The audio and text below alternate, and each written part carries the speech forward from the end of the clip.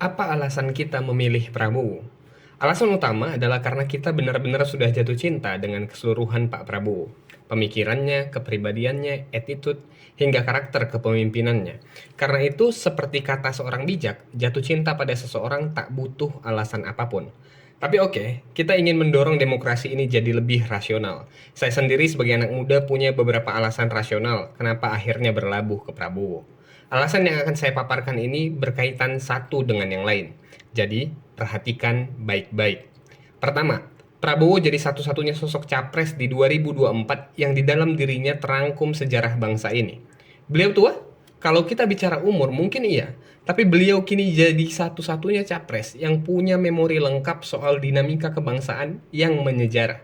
Kedua, Prabowo adalah pemimpin yang punya konsep, punya memori lengkap ditambah punya wawasan konseptual dan mau menerima realitas baru.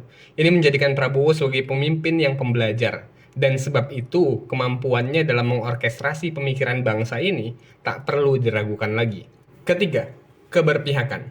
Prabowo ini figur yang keberpihakannya itu terbentang luas menjangkau banyak lapisan masyarakat. Petani, pemuda, buruh, pengusaha, pelajar, mahasiswa, emak-emak, pekerja harian lepas, dan masyarakat lain yang mungkin tidak saya sebut tapi terus-menerus disebut Pak Prabowo di berbagai kesempatan saat ia berpidato atau saat ia menulis buku.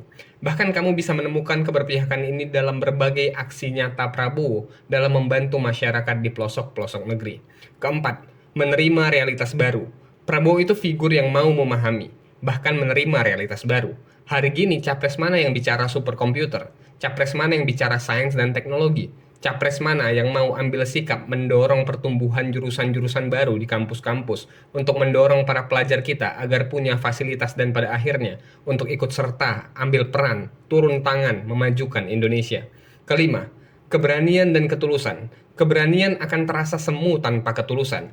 Prabowo ini dalam berbagai medan juangnya dari sejak di TNI hingga kini di dunia politik terpatri dari dirinya keberanian yang dahsyat. Keberanian yang seperti kata Pak Jokowi, keberanian demi rakyat. Tentu masih terekam jelas dalam memori kita semua bagaimana beliau menyuarakan perdamaian di forum pertahanan dunia. Bahkan di tahun 2022, sikap berani itu mendapat pujian dari berbagai menhan di dunia.